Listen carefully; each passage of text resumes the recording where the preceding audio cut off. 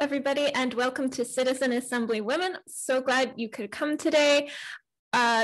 Today, we are going to hear about an idea presented by Kay this morning. But first, we will go into some orientation and opening notes.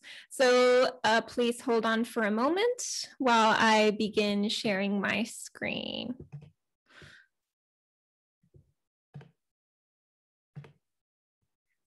Okay. Citizen Assembly Women is a place where women of all kinds can connect with others to share ideas, experiences, perspectives, and encouragement.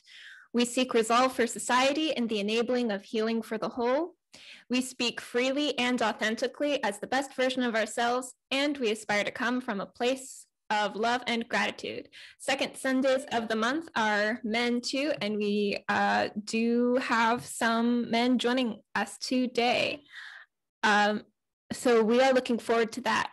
All right, I will go over the meeting etiquette, then we will move into introductions, then the idea presentation, we will vote, and then discuss, and then vote again to see whether anyone's votes have changed as a result of the discussion, and then everybody will have 1 minute each for a closing comment.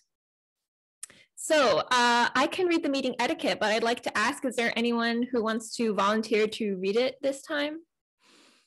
We'll just give a minute. Okay, not this morning, it looks like. That's fine. I'll go ahead and read it. All right, number 1, whether supporting or criticizing ideas, we are here to empower and encourage one another by coming together authentically as the best version of ourselves. 2, we encourage political, philosophical, artistic, and experiential ideas. No topic is off limits. All ideas will be treated with consideration. 3, the designated idea of discussion must be written as a plain text document and published for others to see on agora-ilp.org. If you have written or identified an idea in Agora which you would like discussed, email the host or direct message me on Meetup. 4, we all have a voice here. When you want to talk, click the reactions button and select raise hand. The host will call on you when it is your turn. Each comment has a 3-minute time limit, after which there will be a sound notification. Closing comments are limited to 1 minute. Then a participant will have 20 more seconds before they are muted. You will have more than one chance to talk, but people who haven't spoken or who intend to respond to a directed question or comment may speak before others at the host's discretion. 5, please be respectful. Do your best to come on time, mute yourself while others speak, and refrain from profanity. We aspire to keep comments on topic. Our network is inclusive, but individuals demonstrating problematic behavior may need to be dismissed. The chat should not be used for comments that are lengthy, provocative, or otherwise distracting from the person speaking. Participants without a functioning microphone may submit such comments after raising their hand and being called on by the host, who will read the comment aloud. Number 6, if you enjoy and or have benefited from our meetings, please share the word. If you have critiques or concerns, you may contact the host, me, through Meetup, or send an email. 7, to fully participate in our meetings, register for Agora at agora-ilp.org. CitizenAssembly.net has a calendar with upcoming meetings. To stay connected, join our Facebook group, Citizen Assembly, at this web address right here, which is also in the description of the video. Okay, with that being said, we will move into introductions.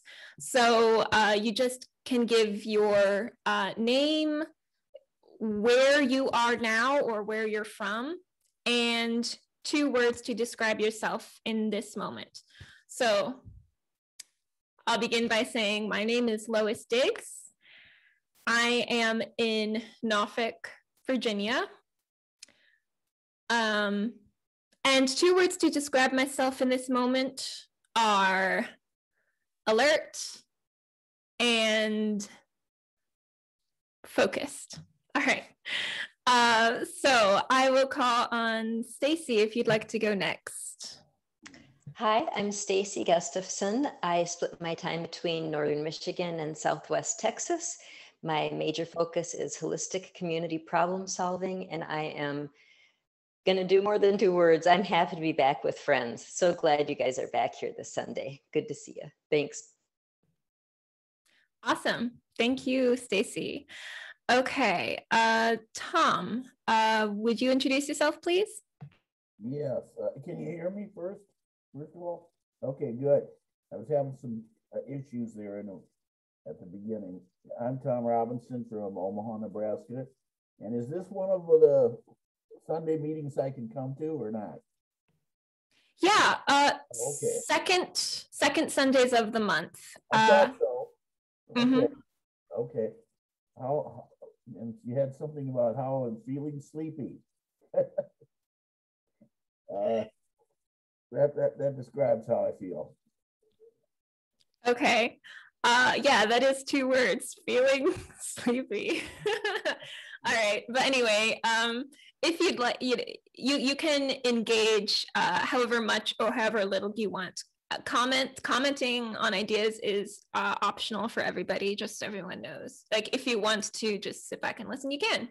Or we'd love to hear from you. Either way.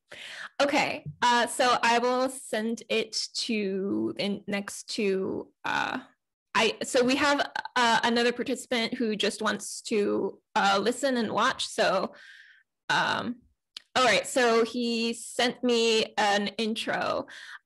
We also have Mar Iran in Northeast New York, USA. Watching his garden plants grow close to the street, and it's serene. Looking forward to watching the city trashmen stop to steal my tomatoes.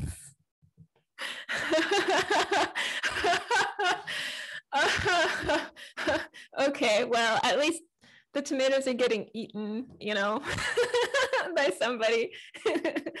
All right, great. Thank you for being here, Mar. All right, so Kay, your turn to introduce yourself, and then you can go right into your idea presentation. Take it away. Awesome. Thank you, Lois. Hi, everyone. My name is Kay, and I'm currently in San Jose, California. And 2 words to describe me right now is I'm feeling rested now. I woke up a little bit sleepy, but now I'm feeling like the energy level is coming up. And I'm also happy. I'm just happy to have our meeting again. It's good to see everyone. Okay, and I'm going to slide right into my thought that it's not posted on Agora. It's more of like I would want to see more feedback while I gather how I want to present it on Agora. So I'll go ahead and share my screen. Let's see, I'm going to share. There it is. Awesome. Okay. And there's no sound. I'll just pick that just in case. Okay. So my presentation is Violence in America. It sparked my interest because one of the events that took place was actually here in my hometown of San Jose. Some of you might have heard of the VTA shooting. So I will just start right in. There's been an increase of gun violence in America.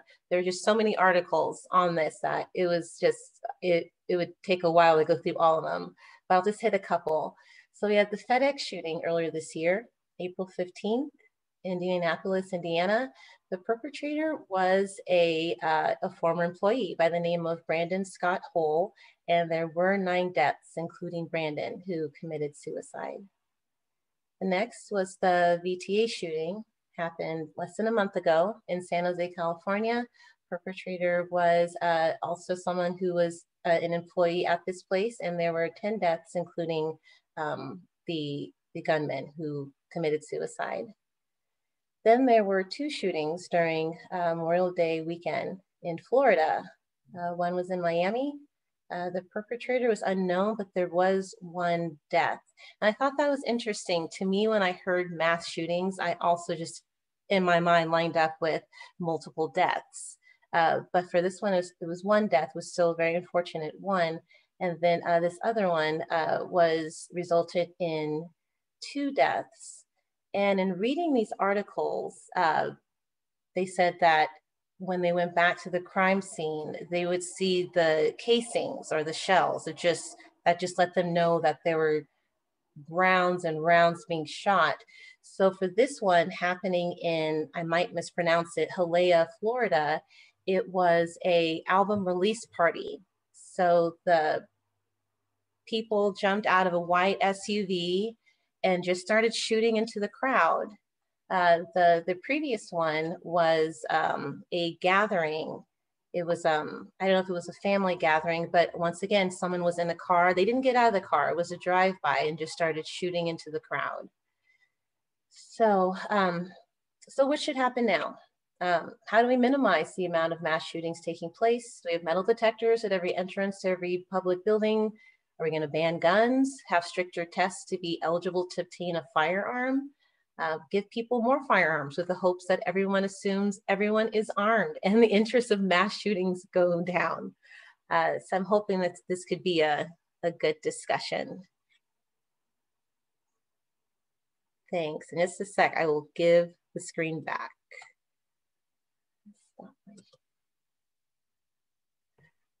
All right, thank you, Kay. So Kay has just presented more of a question than an idea, which means that whatever comes out of this discussion in Agora could have us as its authors. It could be a group project to see if we can come up with some good solutions to this. So I'm going to skip over the voting for agreement or disagreement on this idea because it's just a question. So I'll open it up for discussions, more questions, comments. Stacy, what do you have? Well, it really, really alarms me when people talk about it, the guns are the issue and we need to make sure that everybody doesn't have any. And we just know that that is what happens before the government takes away all of the people's rights and it comes under military control and we're done. So I would greatly oppose any answer that says take away people's guns. Thanks.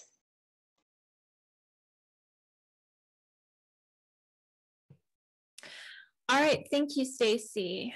I think I'll go next. So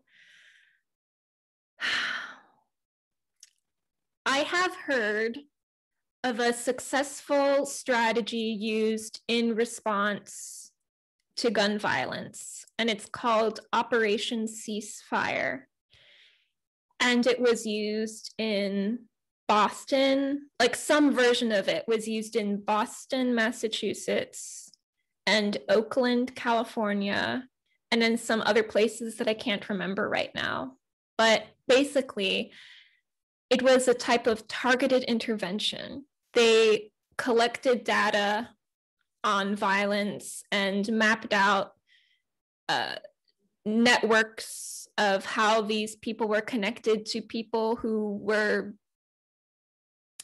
who may be likely to commit these types of things in the future.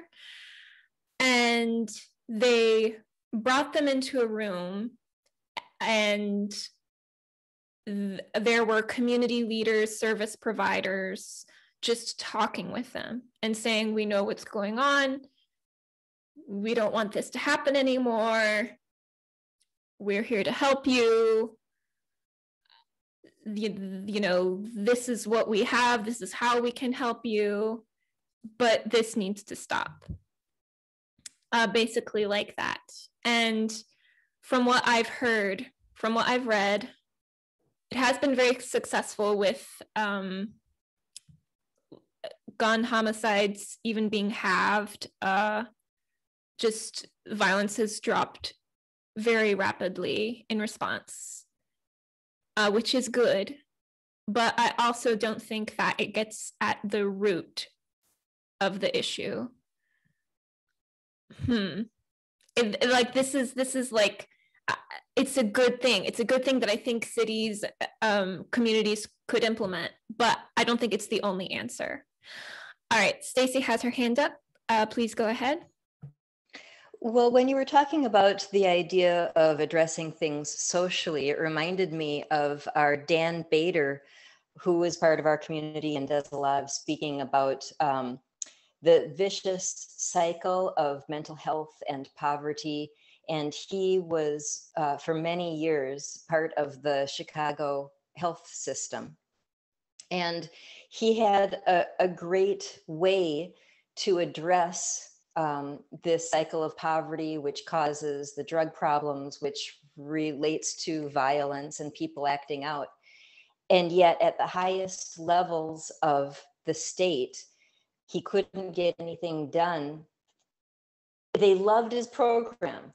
But when it goes to the upper echelons and you've got the people, the special interests, including pharmaceuticals, there was nothing that people would do at the highest levels. So I hear about these wonderful programs. There's one that the Prison Island, the really bad one, they have a program that is working beautifully to rehab their inmates.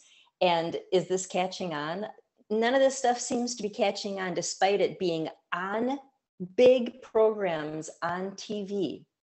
This is what's working. But there are special interests who are making way too much money to allow these programs that could make a difference to be used. Thank you.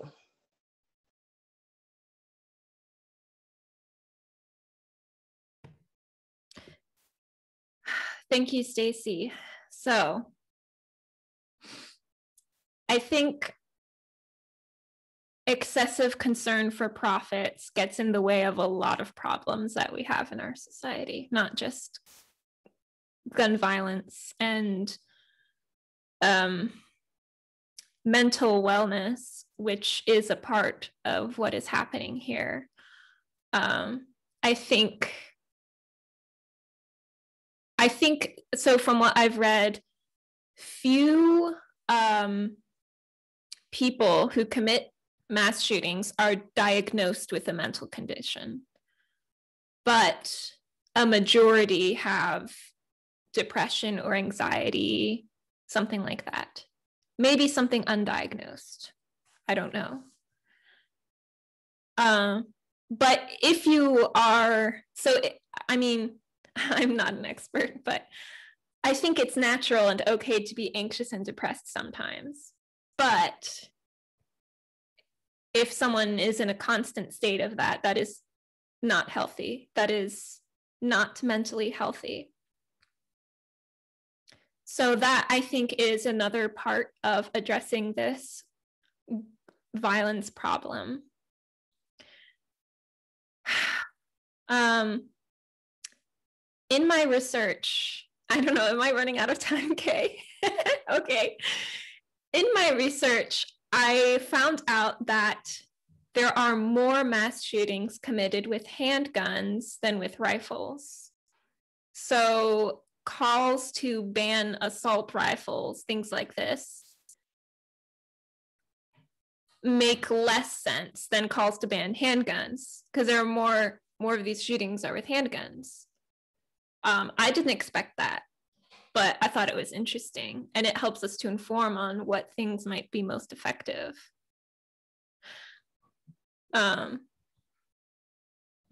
Also, I mean, nobody else has their hands up, so I'm just going to continue. All right. Thank you, Stacy. You can take the floor. I understand that if you actually look at the statistics, that it's really not guns that are the issue. There are all sorts of other ways that people kill people that are worse. And I'm sorry, I didn't research that and I can't come up with the article, but it is my understanding that if you look at all the ways that people die, it is not the most concerning. It's the most in the headlines, and it is the most on somebody's agenda. That's my belief. Thank you. Thank you, Stacy. So that reminds me of something that I did hear in my preparatory research for this meeting. More lives would be saved if we banned alcohol than if we banned guns.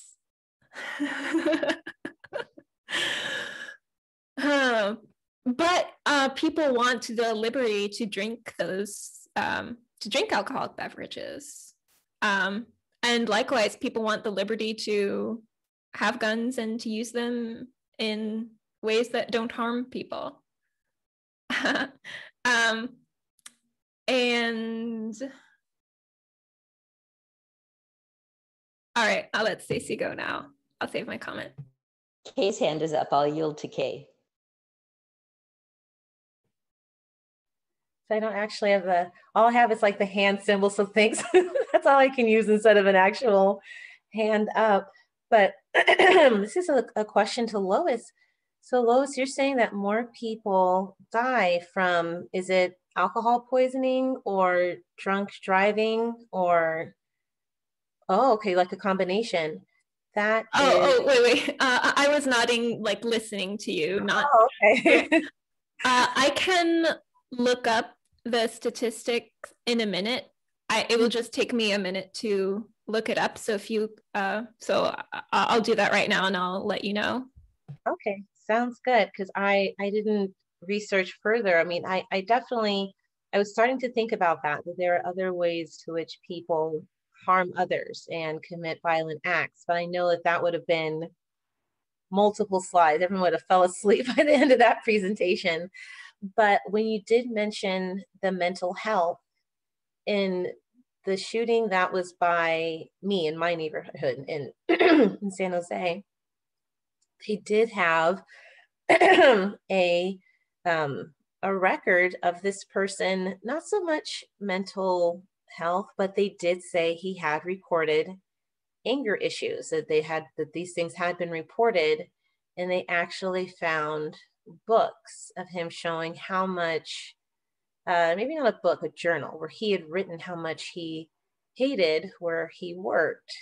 So that is raising up even more questions as to why, with that knowledge, the workplace didn't take more action either to help this person in some way. I don't know what their policy is, whether it's to help treat what's triggering the anger, or at least we're an at-will state, maybe even let him go if they feel like he's a threat to others.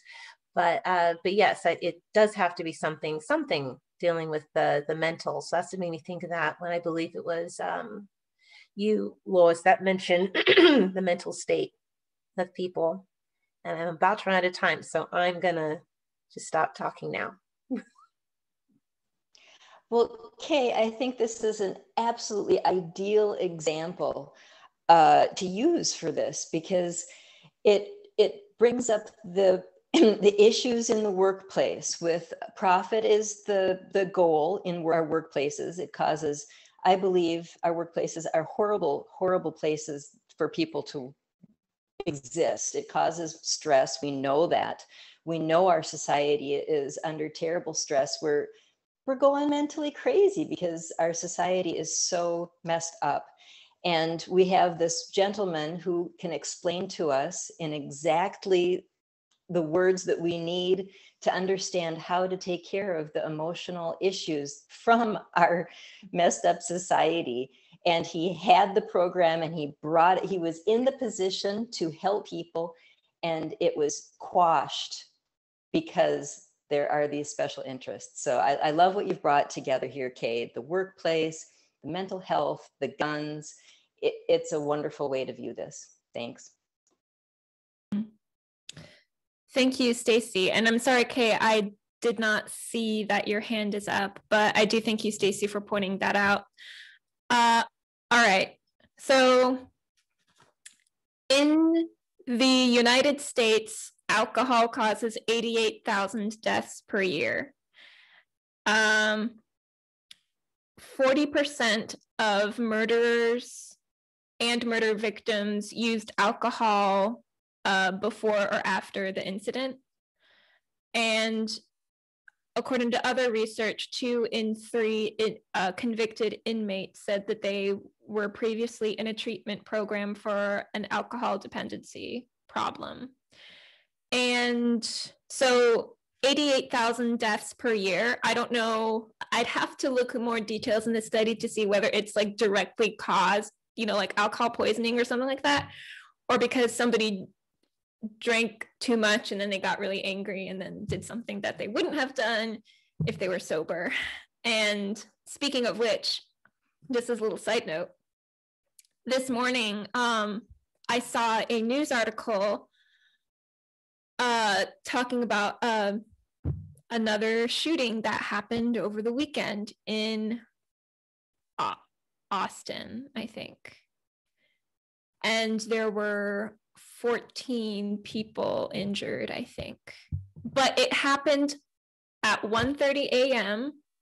on Saturday, 1:30 a.m. on a street that was packed with bars. And they said that the shooting was because of a dispute. So, like, putting things together, I'm thinking that probably alcohol had something to do with it. But anyway, so alcohol causes 88,000 deaths per year, and compare that to the number of victims of mass shootings per year is on average 47 people. So 47 versus 88,000. Wow. Anyway, Stacy, you can go next. All right. So Dan details that alcohol is a disinhibitor. So we have these emotional reactions. You're going to, your brain is hardwired. When something happens, it says, we need to do something. And alcohol will take away your understanding of the consequences. It's just right up there in a really important way that alcohol affects us. It is a disinhibitor. It takes away our remembrance of the consequences if we do something. So as you said, Lois, yeah, that's how it obviously gets involved in a lot of this, these deaths. And then also I understand that the knowledge, the fact that antidepressants are involved in so many of these mass shootings is held from us. And I'm sorry, I don't have proof or an article, but I understand that antidepressants are behind so many of these and they won't let us. So I wonder, what are the special interests behind that? Thank you.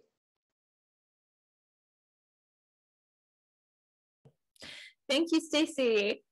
I had no idea that antidepressants were a factor in mass shootings. You said mass shootings or gun homicides in general or violence, what specifically? It's my understanding, like with the mass shooters, the people who do the mass shootings have been on antidepressants, and especially the children. Okay. Oh, wow. Oh my God. So then I have to wonder, is a person who is more likely to be a mass shooter? Somebody who is depressed or somebody who is depressed with antidepressant medication? Because I would hope that the antidepressant would do good and make the person better off, less likely to do things like that. I hope. But I also imagine that there are many depressed people who would never do something like that. So there's just too much information to make assumptions. Stacy? I so wish that we had Dan Bader here. I'm shocked at how incredibly much that he has to offer to this conversation and answers to those kinds of things. I'm sorry, Lois, what were you just saying? Whether the children with okay, so the usage and the way the doses are done, he has just so much information about how the usage of the antidepressants can cause more problems. And people who start the antidepressants then get into this real mess that makes them resistant to it, dependent on it. And when they try to get off of it, the problems are worse than when it began. And then the clinician will say, see, you need to be on it, and probably for the rest of your life.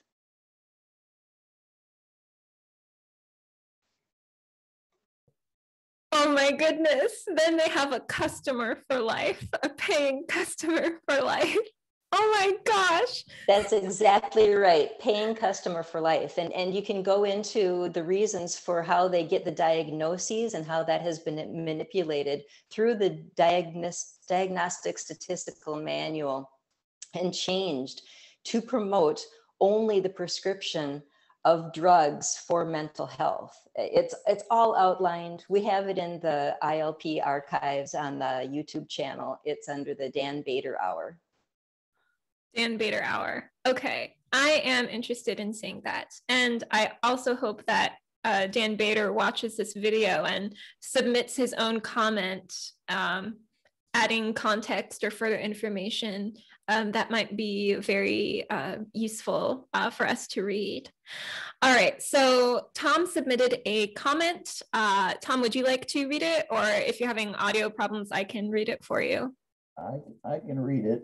By the way, Kay, I wanted to mention that city that you mentioned, it's pronounced Hialeah, the one in Florida. I used to live down there, so I know. How did we stray from gun violence to alcohol, depressants, etc.? And the special interests, might they not be the gun manufacturing industry and the NRA? That was my comment. Well, I think there are multiple special interests here. Apparently, like the pharmaceutical, special interests, but also the National Rifle Association. I am not very informed on what they do, but I do know a few things about them. I know that the NRA used to be just like a gentleman's hunting magazine kind of thing. Like it used to be not political at all. But then after time, they became this like big lobbying group. And I have also heard complaints that the head of the NRA used funds to buy himself a big fancy house. And that was criticized even from people within the organization. But Tom, would you care to comment more on the National Rifle Association? I just think that if we're, it seems like Kay was talking about gun violence, and we went all the way off to alcohol.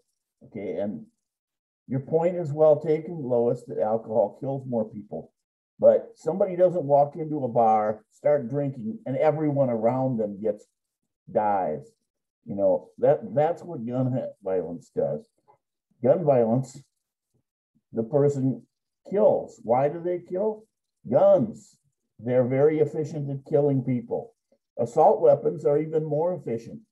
Okay, maybe handguns have been used in more of these incidents, but the most deadly, like that Las Vegas shooting, are done with assault weapons. And also, many of these incidents are both. The person carries handguns and rifles and assault weapons to the incident. I very much disagree with Stacy about banning guns are not the answer.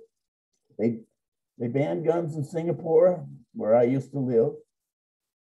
You never hear about mass shootings there. If even one person gets killed, it's amazing. I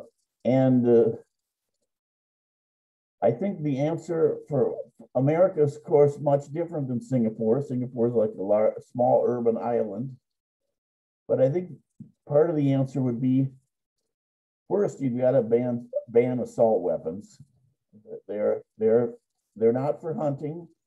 Their only use is efficient killing. There's no need for citizens to have such weapons. And second, I would ban all guns in urban areas for citizens. I think you'd have to tie it to population density, because there obviously are reasons to have guns. I think if you're out in now maybe other people can probably speak to this better than I can, but if you're out in a rural area, there may be natural predators that you have to protect yourself from. But urban areas, there's really no need for guns for citizens. And when I was in Singapore, you could go anywhere at any time of the day or night, and basically you could feel safe. I'm not touting how wonderful Singapore is in all aspects. I don't like their government, but that was one thing that they did that just made sense and solved the problem. So I think that's how I would handle it. And by the way, anyone who thinks, oh no, the Second Amendment, we can't do that. Guns are not mentioned in the Second Amendment. When the Second Amendment was written, guns were flintlocks. They were not automatic AK-47s. I think I'll stop there. Thank you, Tom. So I suppose the question arises, if more advanced weaponry had been in existence back then, would that have been included in the wording, or would have been the intent to include those kinds of things? So maybe the intent was to include those kinds of things. Maybe the intent was not to include stuff like that. I think there is more to this. I just don't have enough information to speak an opinion that would be very useful or valuable right now. So I see a comment from Mar. It's pretty long, but it's basically asking whether disarming is whether there's a problem, whether disarming people might be a bad idea in case there is, for example, a future Islamic caliphate of America, or maybe some other kind of uprising. Is that a concern? So, and he also says, arms in the Second Amendment included swords, crossbows, black powder, single-shot and double-barreled weapons. And the first step before a fascist military takeover is to disarm the population. I think that was Stacy's first comment, that disarming the population is the first thing before taking away other rights, things like that. So Tom, what do you think about those things? If more weapons are banned, do you think that leaves us vulnerable to something like that happening? It leaves us more vulnerable to not being able to stop a fascist takeover. But that problem is solved with more democracy, not more guns. And I pose this question to Stacy: what's more common, fascist takeovers or mass shootings in the United States? I see mass shootings almost every day. Fascist takeovers, I hear a lot of talk about it, but I don't hear a lot of it. I don't actually see them happening. So I would also pose this question, or this analogy to what Stacy's saying. Okay, maybe we should ban books because somebody might get smart and do something evil. Okay, so that maybe to stop that, we should ban books. Okay, I think what she's missing is the answer to the problem. there. And fearing another problem that is, yes, it's very bad, but there are other ways to solve that. Stacy, would you like to respond? Okay, I do see the fascist state being takeover happening, and I'm very worried that we're stepping our way toward that, particularly if we allow people to take away our guns. I do see it happening. And the answer is healing our profit-oriented society.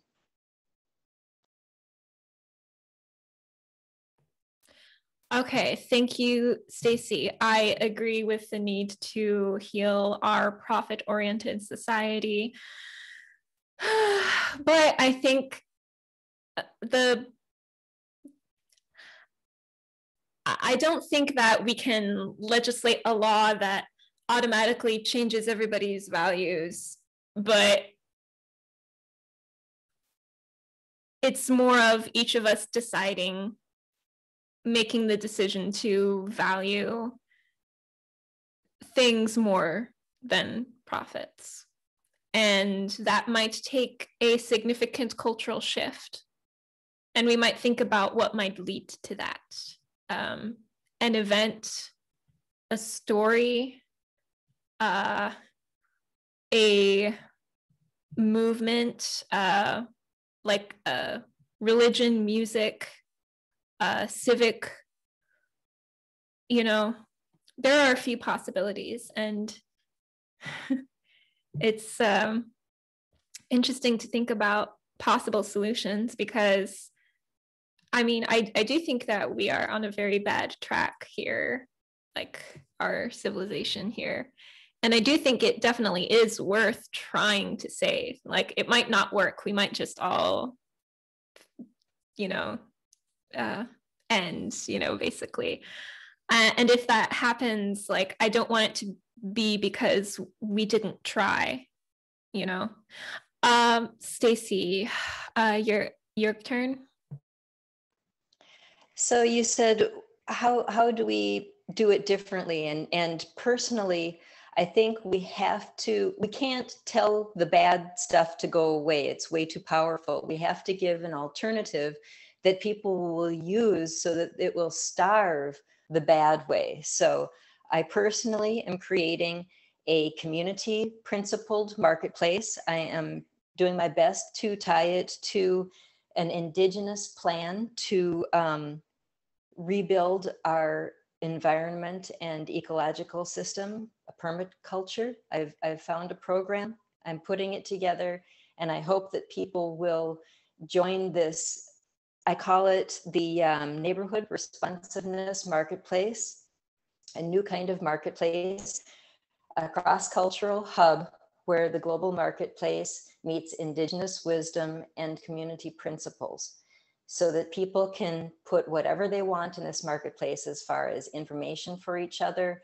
You can list whether you've got emergency plans available in your community. You can create requests for barter, requests for community services. And it's just to take care of people's needs outside of the marketplace, where we're sending all of our blood, our lifeblood, our work hours, all of our money is going into the marketplace that is harming us. So I want to give us a different kind of marketplace to give us economic independence. And I hope that it will be good enough to make a difference.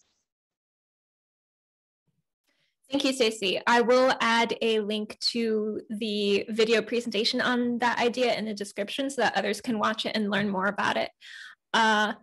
So Kay, you submitted a comment. Would you like to read it or add to it, perhaps? You have the floor.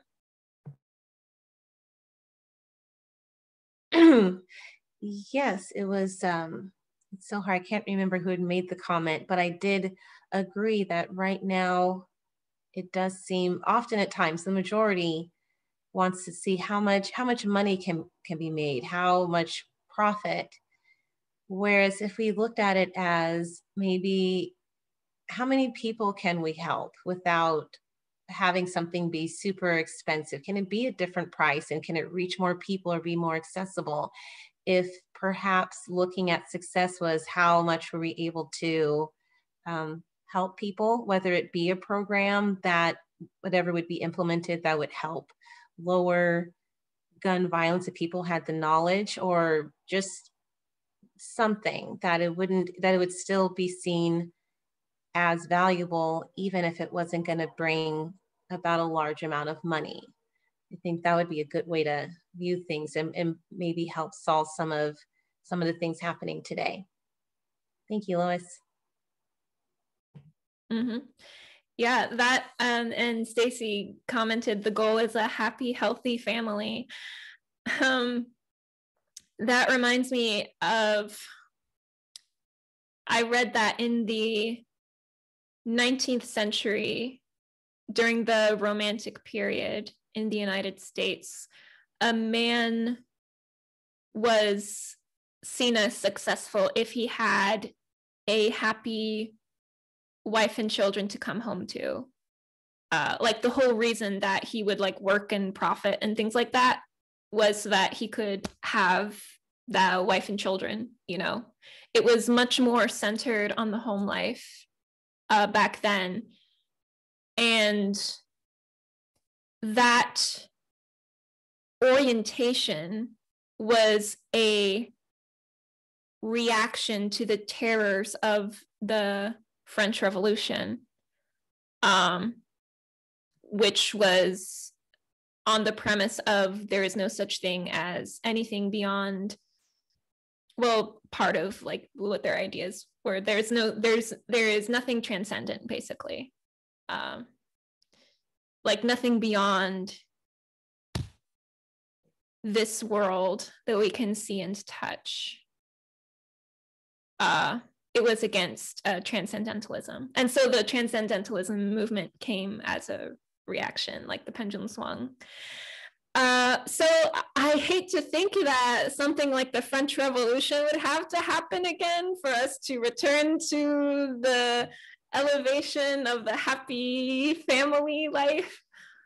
Hopefully not, you know, but like we'll do the best we can. All right, so I wanted to respond to some things that Tom said. The visibility of a fascist takeover versus the visibility of mass shootings. I would like to say that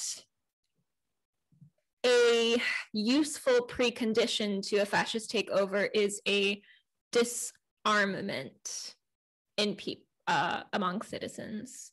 So there are reasons why it might not be so visible right now. And again, there are on average 47 people killed in mass shootings per year, which is a lot of people, but when viewed in the context of other types of deaths, it is very few in comparison. And then also the point said about the desire to ban guns in urban centers. So we have not had, in the United States, we have not had a whole lot of gun violence until the 1990s, I think. And we didn't have any, we had very, very few gun laws until the 1980s and 1990s. So gun violence increased over several years, and gun restrictions also increased over several years. So in other words, the restrictions didn't really work, especially if we think about that in decades past, there were very few gun laws and also very few homicides from guns. So, and then also there are several mass shooters that would have passed a background check. I did hear that the shooter in the Charleston shooting was able to get a gun because there was a mistake in the background check done by him. There was one town that sounded similar to another town, and so he shouldn't have had a gun, but he did, and that was due to human error. So I think that another ingredient to addressing this problem is to make sure that existing laws are being followed.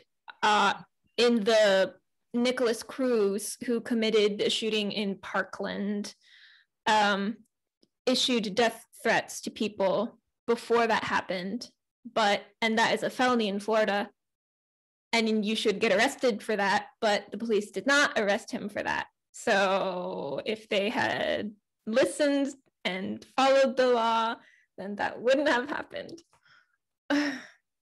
Okay, so Tom, you've submitted a comment. Would you like to read it for us? Gun sales have also increased over the past few years, along with gun violence. Perhaps guns might be part of the problem.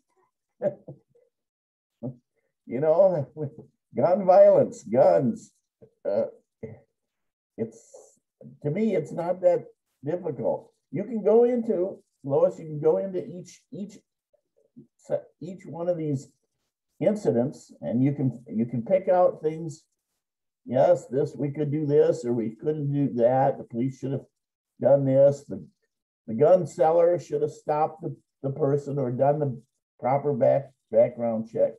We're not, as long as guns are out there, we're not going to stop every gun violence. I don't know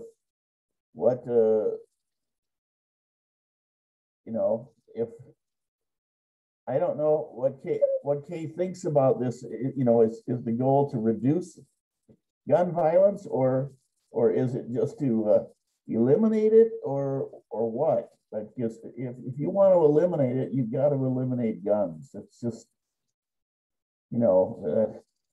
that's just kind of a fact. But if you want to reduce it, I think my proposal to get rid of guns in urban areas, you just make a federal law. If your population density is over this much, there are no guns allowed here, and any gun owners, I think you should make it harder for people to get guns. They should have training. The Second Amendment says something about a well-regulated militia. That's the purpose for guns. Okay, so that means that we can keep people from having guns. After they go out, they shoot them, take practice with their well-regulated militia. Then they lock the guns up. They go home, and then they do that again the next month or whatever. So there's whenever someone says right to bear arms, I say arms are not exactly the same as guns. And I say, take a look at the long clause, poorly written, but the long clause about well-regulated militia too, because there's an intent to that. But I'll let Kay speak to whether, her raising this issue is to reduce gun violence or eliminate it completely. Thanks, Tom. All right, so Kay, is your hand up right now? Because with something, okay, all right, so you can go next. Yes. So Lois, do you see it looks like someone's clapping? That's the extent to my hand raising I can do right now. But yes, in response to Tom requesting some more clarity, one thing was I figured, yes, if we don't have guns, then how can you shoot someone without that gun? But then I was conflicted with letting that be the decision that no one can have a gun. And I don't know if I should be conflicted or not. If my goal is to find a way to eliminate, I think I was focusing, or what I was really looking at is just these senseless mass shootings. Now, if someone has a gun in their home and someone breaks into their home and they're using it to protect themselves, I would feel like, okay, I understand. But if that person's going to go out and just randomly hide in the bushes and start shooting random people on the freeway, then I'm thinking, you're being senseless. You should not have a gun. So I would feel possibly a stricter method put in place to obtain a gun. I went to the local gun shop about 20 minutes from my home. And when I went in, I asked, what are the steps to get a firearm or a gun? They said, okay, you're going to take this test. And if you fail the test, you can come in the next day within a certain amount of hours before you have to pay and take this test again. Then once you pass it, you have to bring in various items, where you live, your birth certificate, some other items, and we'll do a background check. And then after that, you are free to purchase whatever we have in our store here.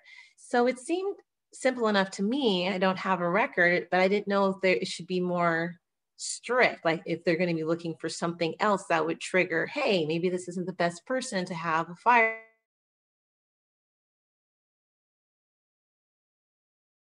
firearm.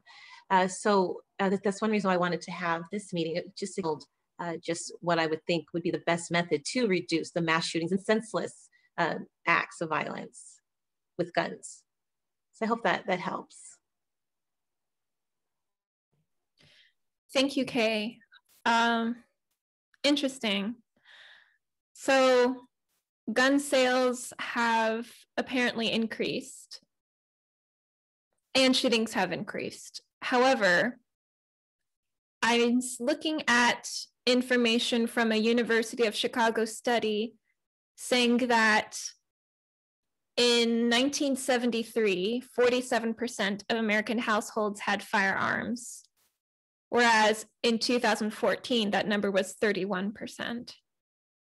So it is possible that gun sales have increased with the population increasing, but the percentage of households with guns have been decreasing.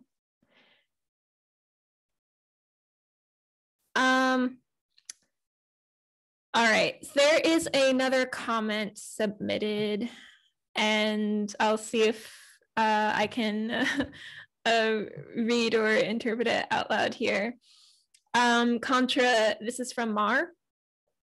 Oh wait, but before that, Stacy has said you can't stop all killings by banning guns, which is true. There are many killings that are not due to guns, but you know, whether banning guns would help, like, is the question. Like, would help, like, in some part in reducing killings.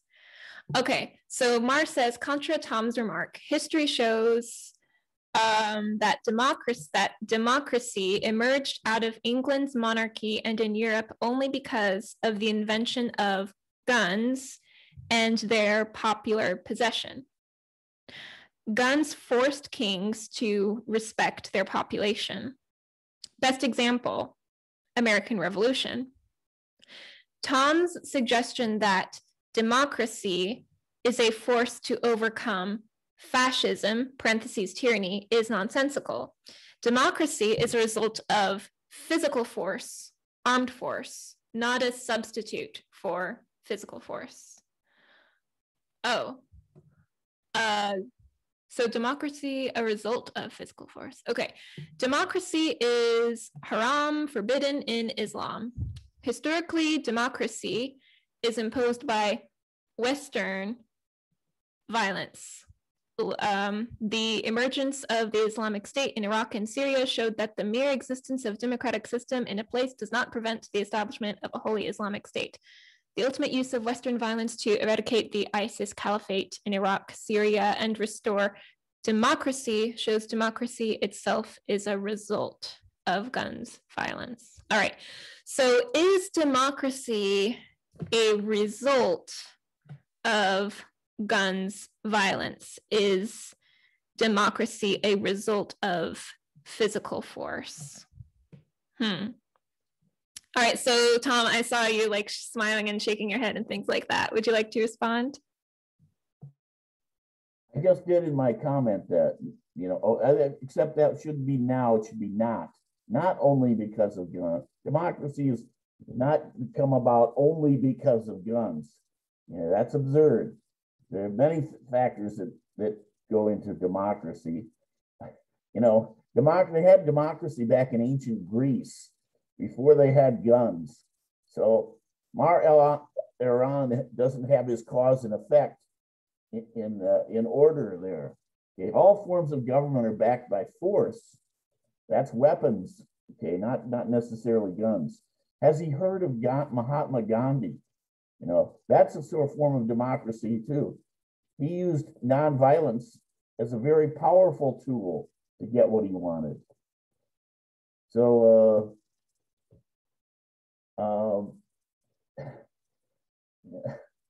again, you know, when people want to get away from guns is the problem for gun violence, they go off to everything else. Alcohol, drugs, mental health, video games. But as far as I'm concerned, I'm going to keep bringing the topic back to what it should be. I think that's yes, they had violence and militia. Like I said, all forms of government are predicated on the use of force. So I don't agree with. I mean, I don't disagree with Stacy there. Don't know what else to say.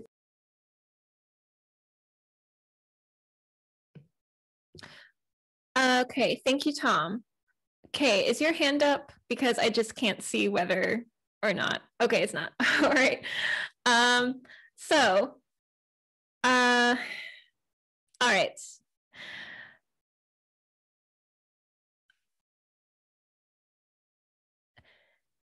It is true that profit orientation and focus on profit exists in many, many countries besides the United States.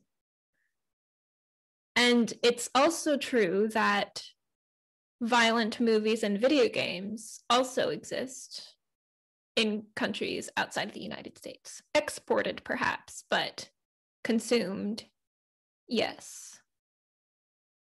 So my question is, all right, and yet the United States had less gun violence when there were less gun laws, when there was a higher percentage of American households that had guns as well. So what is going on here? And I do agree with Tom and Stacy that I don't think democracy is a result from guns, because we did have guns in ancient Athens. No, we had democracy in ancient Athens without guns. However, it is true that there was violence, even though it wasn't through firearms. And also, I was going to say something else.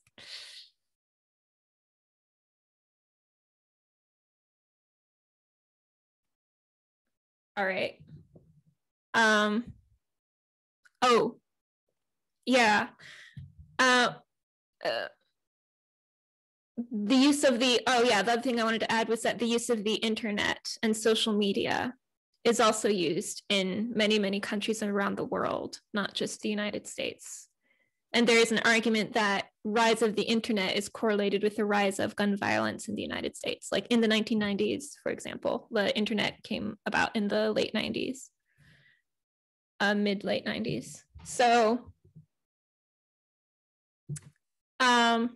I don't know.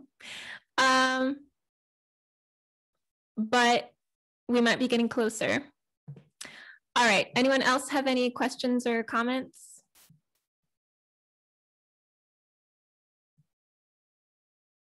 No? All right, then in that case, oh,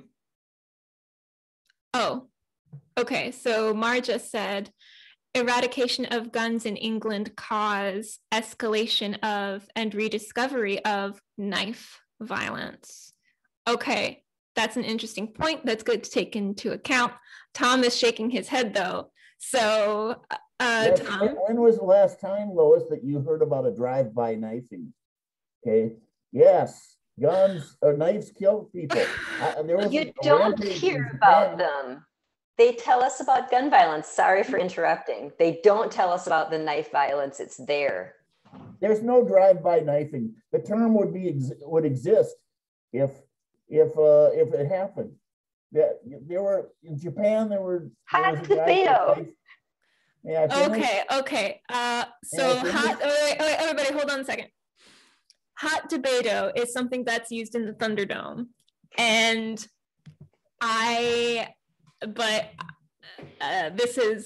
we don't have that here because I don't really know what it is or how it works. Sorry. But like, hey, like if you want to take this up in the Thunderdome, go ahead. But for right now, I would like to let Tom finish what he wants to say, and then Stacy, you can respond. Okay, there was a knifing, a mass knifing in Japan. I think the guy stabbed about 9 people before he was taken down and disarmed. True, it can happen, but like the fella in Vegas with the automatic weapon who mauled down about 50 people. Okay, guns just kill more efficiently, especially guns made for that purpose. So Mar El Ram's comment does not negate the points that I've made. And that's all I want to say about that. Okay, thanks. Stacy? Well, I just wanted to say that the idea that because there are no drive-by knifings talked about, because that can't be done, I think that is a small debate argument that doesn't take into account the whole idea of knife violence. That's all. Thank you. So I would like to return to one of the questions that Kay asked in the final slide of her presentation. Would arming everybody in the population help to solve this? Because if everybody has a gun, it's possible that nobody would try to shoot anybody because they knew that they'd shoot the shooter. On the other hand, it's possible that if everybody has a gun, like everybody might just stop shooting, or everybody would start shooting everybody. Myself personally, I am inclined to believe that it would not go well, because centuries ago, it used to be the cultural standard for men to just be armed, like just going about their daily life. Like they had a sword or a dagger or something like that, and they just bring that to market, bring that to whatever. Like, they just always had it on them. But, everybody was not stabbing everybody. Why? Because there were better morals back then than standards of civility. Like expectations and codes of honor and stuff like that. Does that exist today? Well, of course, standards exist. The question is whether people follow them and uphold them. So, all right, we have some more comments coming in the chat, starting with Tom talking about the situation in Singapore. Tom, would you like to speak to that? I just mentioned that has kind of evidence that it's not violent video games that Singapore kids my nephew back then was just loved. He and his friends just loved those violent video games. They went to the arcades and they where you could do these group video games, and they shot each other up, blew each other's heads off, and that. But once they walk out of that arcade, they cannot have they can't own a gun. They have no access to these guns. Okay, so if these are disturbing and causing disturbing behavior, what happens? Some of these kids tragically leap off the way they kill themselves, because in every culture you're going to have a way, you're going to find a way to kill yourself if you want to do that. What they do is they leap off their HDB, means Housing Development Board. Most people have these small condos because they don't have houses, so they go up to the top and they leap off. Okay, tragic, yes, tragic for the family, but far less tragic than the kid getting a hold of a gun and killing 4, 5, 6 people, whatever. And the other comment I made was just that I agree with Stacy. I was just talking about, I didn't cover all of knife violence. And why? Because if knife violence were at epidemic proportions, Kay would have come on here and presented what's the problem with knife violence in the United States, not what's the problem with gun violence. All right. Okay. So thank you, Tom.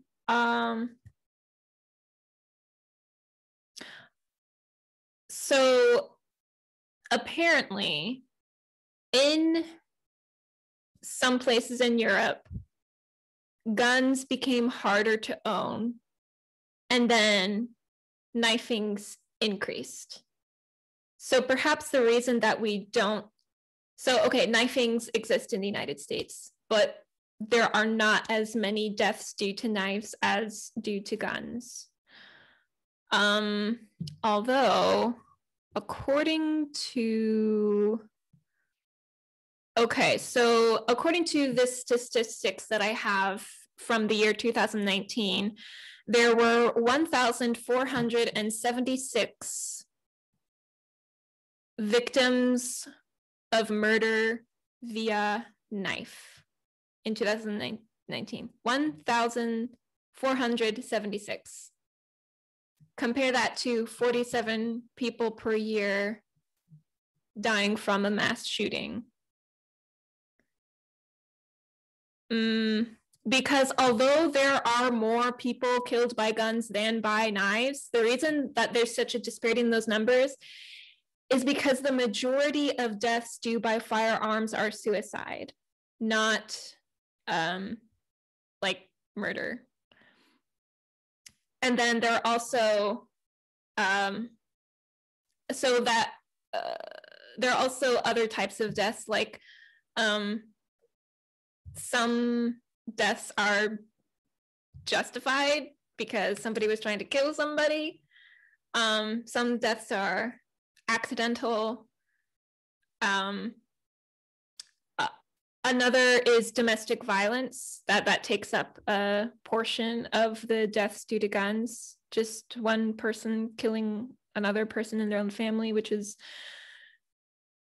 really terrible to think about. But the number of knifings is not insignificant from what I see. That seems like a lot in comparison to the mass shooting victims. Mar linked an article about, let me see. Mar linked an article about Britain's failed weapons control laws, demonstrating why the Second Amendment matters.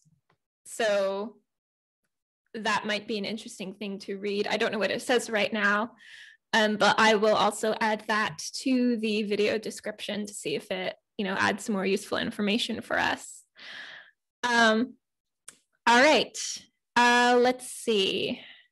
Any other comments or questions? Or Kay, Is there another question that you put in the final slide of your presentation that we haven't addressed? Because I tried to remember what they were, but we might be missing something that you also wanted to ask. Right. I do think we did cover all of them. It was the metal detectors. I didn't know if maybe if we would have more control, could there be less mass shootings if everywhere you went, there is a metal detector you had to go through, schools, post office, just everywhere. And this is for on the side of, we're going to try to work with this and still not take away all your guns. What can we do to control this amount of, or this type of gun violence? So would anyone think that would be beneficial, or would that just not even worth it? Not worth it or not helpful?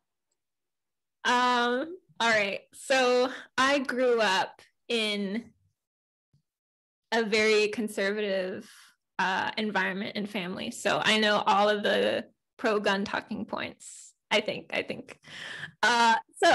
And one of the points that is said is that the best thing that can stop a mass shooter is a good guy with a gun, you know?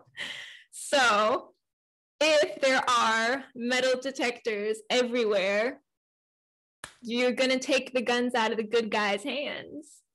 And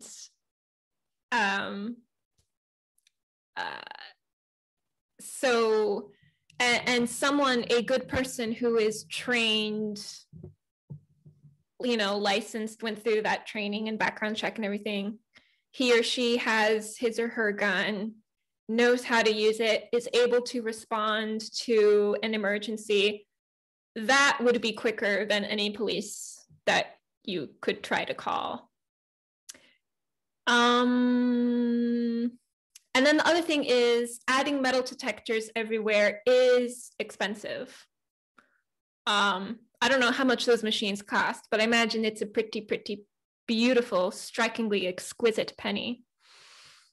So for those reasons, I would not want to add metal detectors everywhere.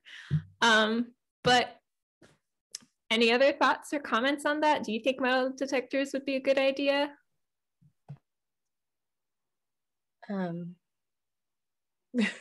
I think that I want to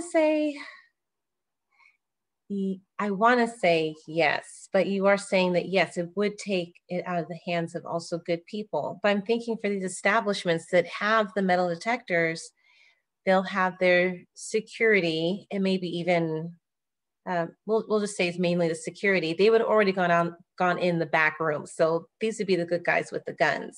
But the patrons coming in for the event, concert, comedy show, or whatnot, they would go through the detector and we'd be taking it away from them. So hopefully that would prevent other concert shootings or just mass shootings, or just, I guess nothing's 100%, but maybe lessen them more. They become more and more rare if that happened.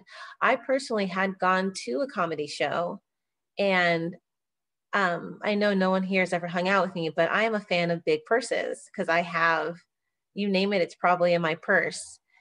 When I went through to get my purse checked, it was just such a very quick, let me just do a flashy flash in your purse and send you on your way, that although luckily I am a good person and didn't have other plans at that comedy show, I could see how someone very easily could. And we just went through some regular doors and you're in a dark room.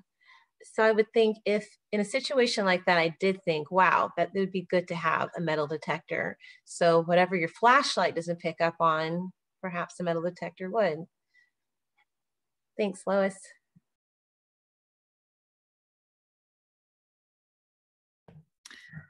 Okay.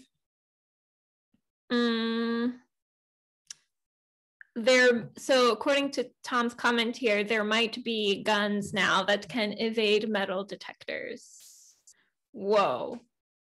Oh my goodness. That reminds me of something that came out when I was a teenager.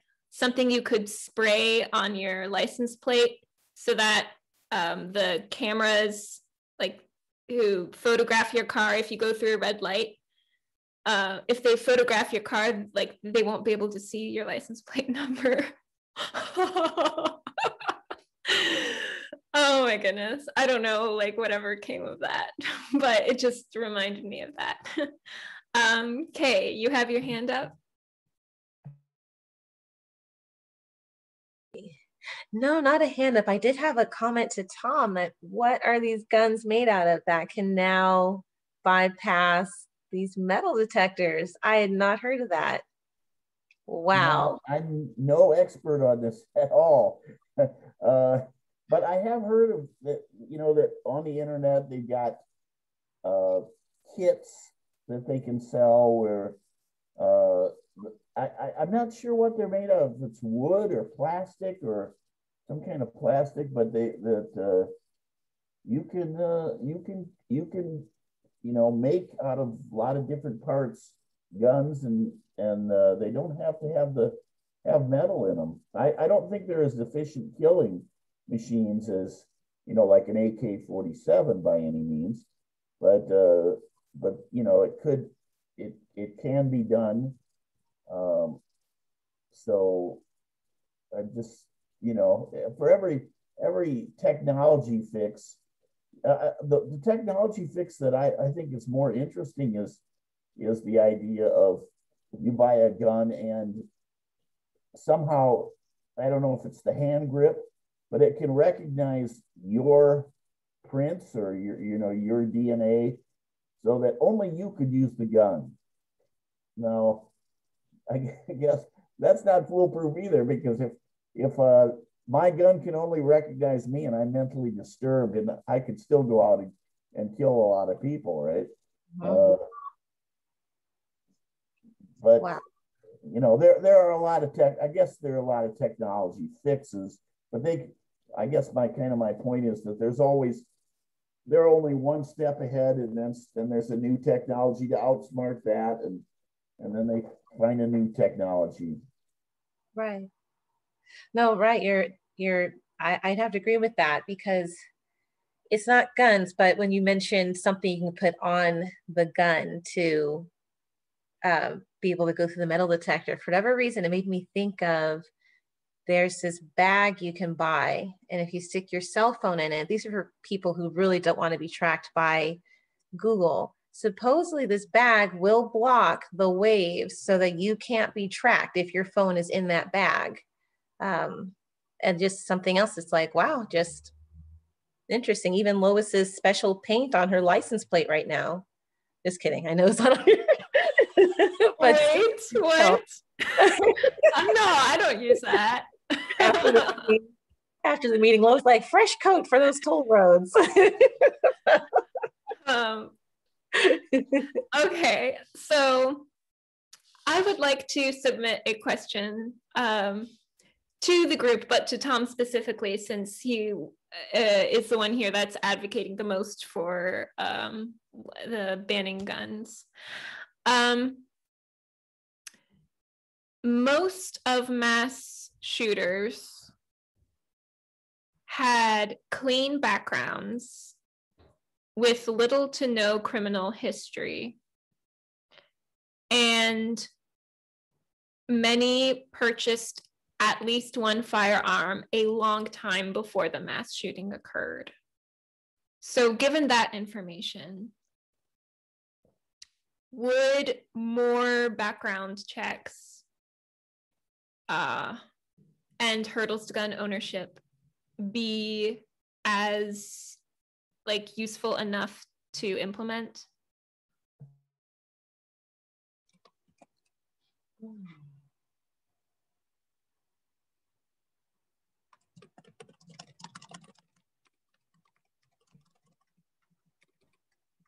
Oh, I think both Tom and Kay were talking about stricter background checks. So what do you think? Based off of what you just said, Lois, with the purchase of the gun a long time ago, and they didn't have a record, I know this would probably be just very time consuming, but I almost wonder if these individuals should, or if there's a system in place that if they do something in the future, then that alerts everyone, hey, this is someone who owns a firearm. Now they have a record and they need to send their firearm back, or we need to get it from them. Maybe if it's not a continual thing. So, and it just popped in my head after you mentioned it was so long ago the purchase. What have you done since then? Have you gone off the handle? So maybe that might help.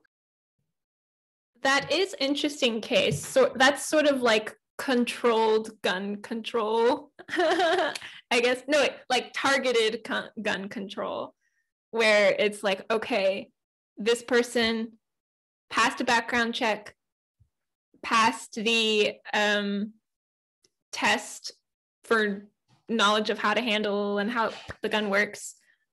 So they did all that a long time ago, and they purchased the gun a long time ago, but now they did something criminal.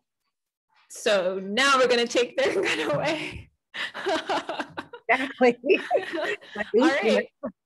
I mean, maybe so, as long as the laws are clear to people. It would be terrible if that took someone by surprise. What? I didn't know that if I did that, you'd take my gun. That's not fair. All right, so I'll let Mar speak and then Tom. Mar, go ahead. Yeah, I found a funny article, a parody about the movement that emerges when the Second Amendment is repealed in America, and the title you can Google is "We Must Stop Baseball Bat Violence," quote unquote. So it basically says that once you've eradicated the guns, you've still got people inventing weapons of, weapons and showing off their weapons and killing people, and you still have police shooting people who have baseball bats, and it just goes on and on and on, and it just doesn't stop with guns. So it's a funny read.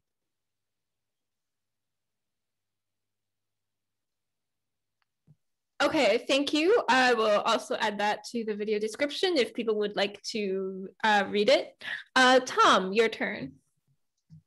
Okay, now I wanted to get to Kay's idea here. Now, let me see that. Oh yeah, targeted taking away. Okay, you said once they commit an act of violence, then we might want to go up. But, was it crime? Once they committed a crime, okay, does that crime have to be with violent crime, or because let's take an example. That's the best way to do it. Okay, I'm the gun owner. I bought my gun a long time ago. Now, if I commit fraud at work, I'm an accountant and I commit fraud, can you go and take my gun away, or is that too far away as a crime? And what about if I punch somebody? Okay, now is that close enough, because it's really violence?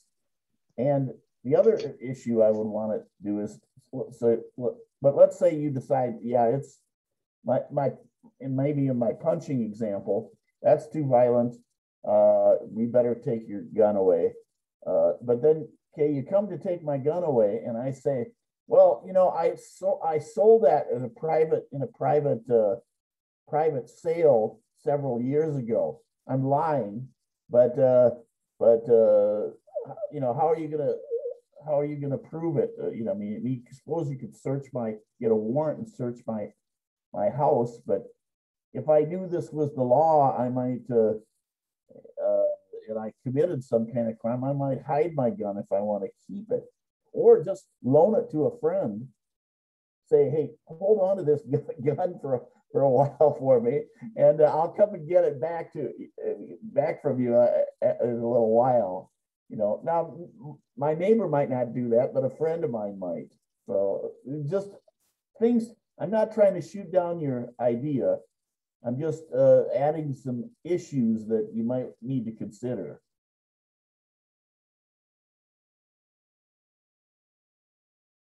Okay. Yes, no, those are good, Tom, especially the one where you said, hey, just hang on to my gun for a little bit. I'm going to be over here. And I would, and that's why I'm glad we're having this discussion, just so I can things that I might be overlooking. What do I need to add to this idea? I'm thinking if this individual sold the gun to someone, and they would have to hold on to the receipt, and then it'd be required that the person that purchased that firearm, they need to go ahead and register it. So when they run that, was it a serial number or something? They could say previous owner was this person, and now it's person B. We're tracking this gun. So, and maybe even that might not be the best method, but that's just what I could think just off the top of my head. There'd have to be a way to track the gun if we were to retrieve it from this person, because now let's say if they were to take that firearm clearance test, they would fail, because now they have to say yes to something. You need to say no and get that gun. So then we're going to get your gun, but if you sold it, then we'd have to track it. And at least it sounds like it'd be a good idea. There's probably another loophole there, but that's what I'm putting together. But thank you, Tom. Thanks for that. I'm wondering if somebody committed a crime and then can't have his gun anymore, and gets a friend to hang on to it, wouldn't it, I mean, I guess maybe, like, would it be so bad if that person sold the gun? You know, like, oh, okay, you committed this crime, you are no longer worthy of owning a firearm. Like, okay, I understand, but I'm going to sell it. You know, would that be so bad? What do you think, Kay? That's a good point, Lois. It's like maybe it's okay if he sells it, because then perhaps he could get the money back that he invested in purchasing it to begin with. Or maybe that's going to be the risk. You're going to risk that loss where you were to not sell it. You're now to return it to the designated gun vendor, and that's it. No, you cannot, this is no longer your gun. Possibly. I would almost think that would be better. As I was saying that, I'm like, no, you're not going to sell. He's going to give it back, because you're supposed to be this type of person that we can trust with this gun, and now you aren't. So that's it. That's a risk. You lose your deposit almost. Like, nope, it's over. that could be an option. Yeah, I think I agree. I think that could be part of the punishment. No more gun, and no more money. Like, you can't have money for the gun either. Bad. I shouldn't have done that. Oh my goodness. But it would be best if, you know, crimes don't happen in the first place. Anyway. Well, that goes back. That's where Stacy's point about, you know, Dan Bader having the expertise really comes into case. Now, if you want to focus on violent intent, then that's where Dan really comes in. Okay, but a specific type of violence like gun violence, I think then you have to focus more on the guns. Right. All right. So yeah, the topic for this discussion is, well, the title of the event was violence, recent violence, but more specifically, we've been talking about gun violence, shootings, mass shootings. And it would be great if we could decrease those kinds of deaths, but it would be bad if we decreased those kinds of deaths and then as a result, more deaths from a different cause came. I mean, it's a little uncomfortable talking about these things in terms of numbers and statistics, but if gun violence decreases and knifings increase so that the numbers are exactly the same from year to year, but it's just due to knives instead of due to guns. Or maybe like it would have to be less because of all the trouble and lack of freedom that comes with gun control. So it is, so what if gun homicides decreased a lot and then knifings increased a little bit, but not to the point where there were as many deaths like that happening per year overall? I think that would be better, honestly. Less people are dying. You know, there are more knifings, but much less gun violence. Although I would really want to look at statistics of European countries who banned guns and saw an uptick in knifings. I want to know how much of an uptick, you know, that would make a difference. Tom? Well, you might want to check, Lois, Switzerland, because they, no, I'm sorry, that's not the case, because you'd want to check countries with strict gun control then, right? Yeah.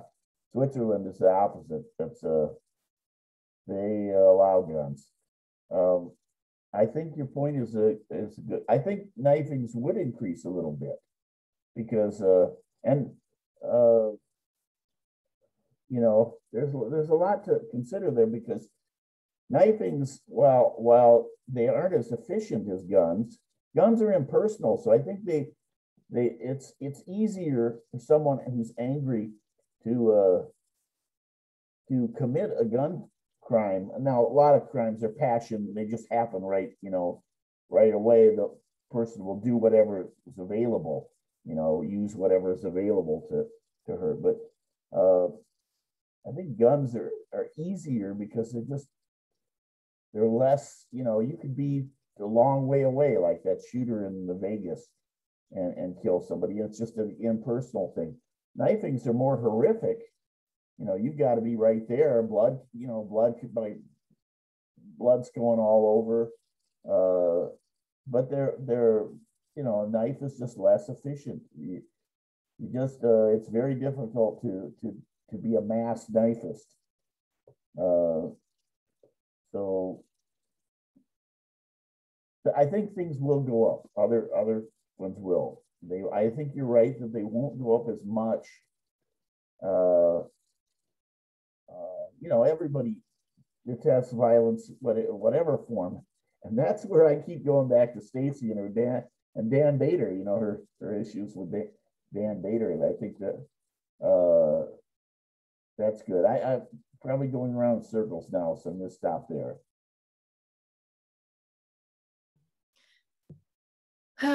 Thank you, Tom.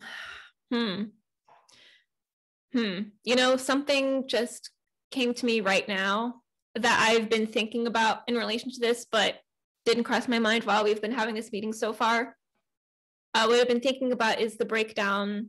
Actually, we did touch on it. The breakdown of the family structure, and that most mass shooters are fatherless.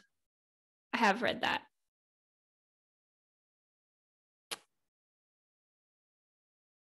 I don't know. I'd have to fact check that to see whether that's really true. But does the United States have a weaker family structure than other countries? I don't have data on it right now, but I would think it likely that it does. That might be a factor.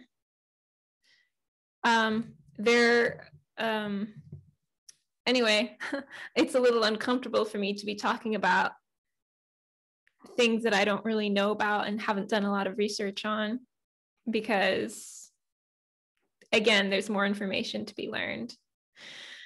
Okay, so any other questions or comments? Because we'll go into closing remarks soon. This might be your last chance to have a 3-minute comment. I think Mar had a hand up, if I saw that correctly. Yes, he did, but then he took it down. Well, he just submitted a comment saying most male-female couples buying homes are unmarried. Whoa. And 80% of Black babies born in cities are non-marital. All right.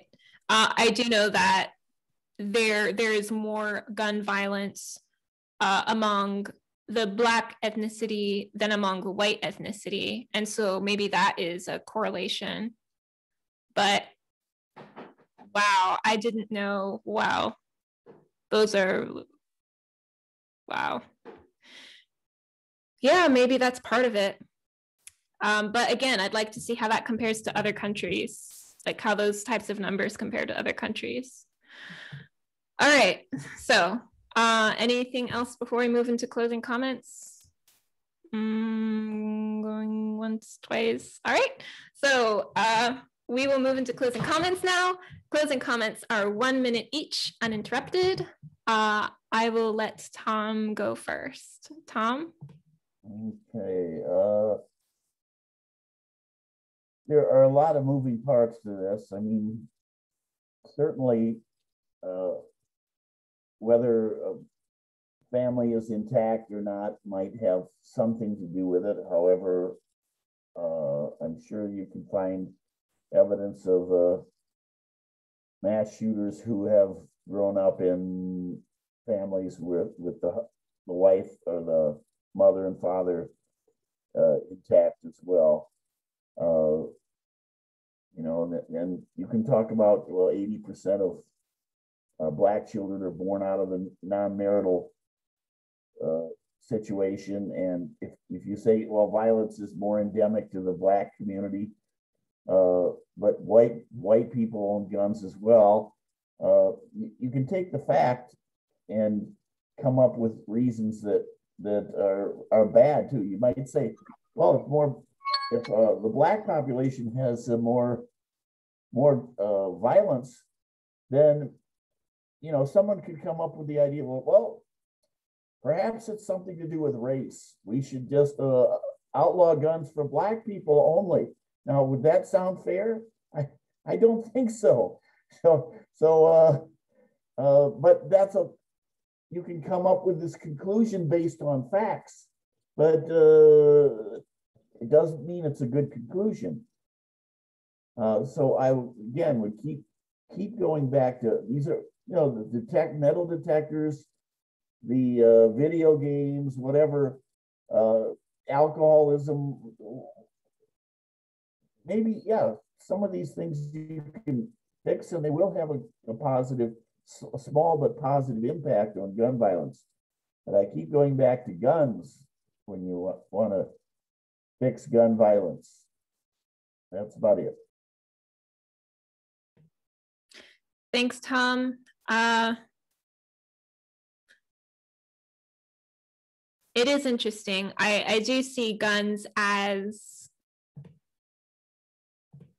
like I don't think well, I don't know. I since I don't know, I'm going to reserve my speech.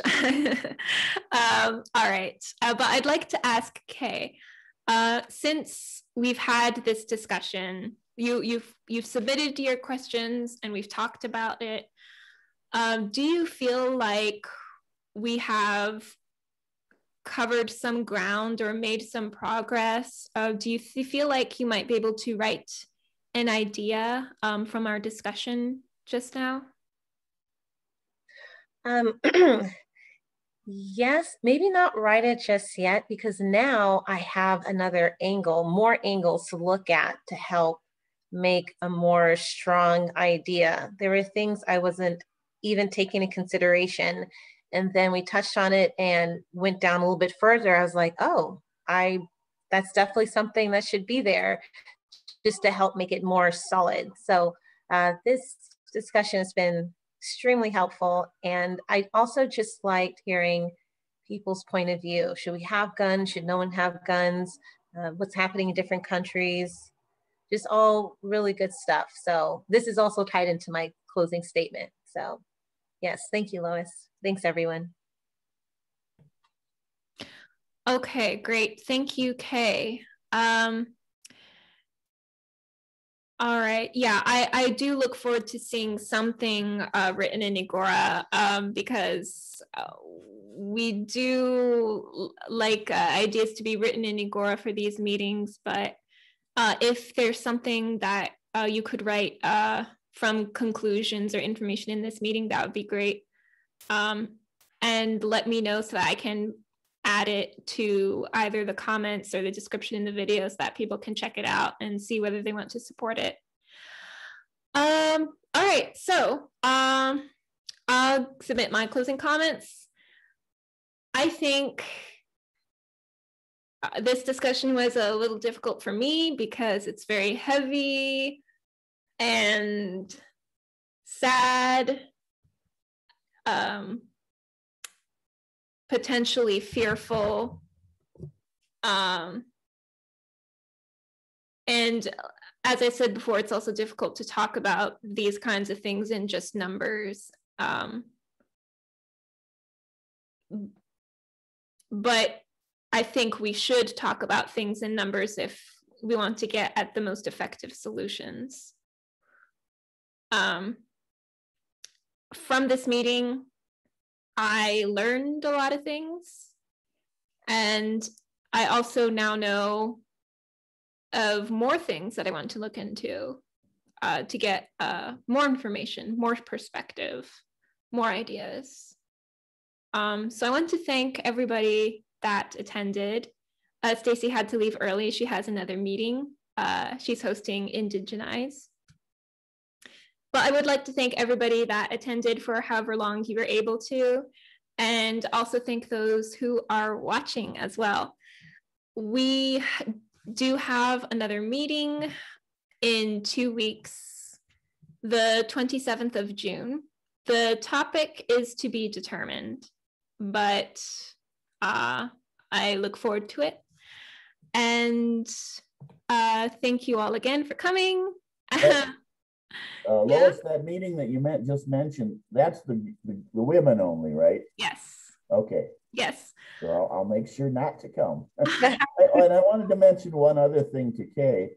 I don't know if this would be helpful, but I have written up about maybe 5 or 6 page document on the Second Amendment and why I don't think it excludes banning guns completely, other than the well-regulated militia, perhaps. If you would like to see it, it's just my opinion, of course, but what I did is I read the Second Amendment very closely, then went through it and said, here's why guns are not, here's why you can ban guns. This reason, this reason, this reason. I don't know, maybe it's too tangential to what you're trying to do, but if you think it would help, I'd be happy to send it to you. Yes. It's interesting. I don't know if I have your email address though. So, I don't think, let me send it to you. okay. It just popped up. That would be great. I was about to ask you have it on Agora, but yes, if you could email it to me, that would be fantastic. It's not on, I remember we had a gun control or some gun issue in Agora like way last fall, and I remember sending it to Cynthia, but she may or may not have it right now. I don't know how. I'm very organized with my own stuff, so it's better that I send it to you than to just ask her. So I have written down your email address, so I'll locate it and send it to you. That'd be great. Thank you. You're welcome. Okay, great. And before we sign off here, Mar has submitted a correction to something. Most male-female couples buying homes are unmarried only in some cities. So that is true, like not everywhere, but in some cities that is true. Okay, but this brings us to the end of our meeting. Thank you again, everybody. See you next time. The next meeting is women's only, June 27th. But of course, everyone is welcome to view, watch, and comment. Thank you. Bye.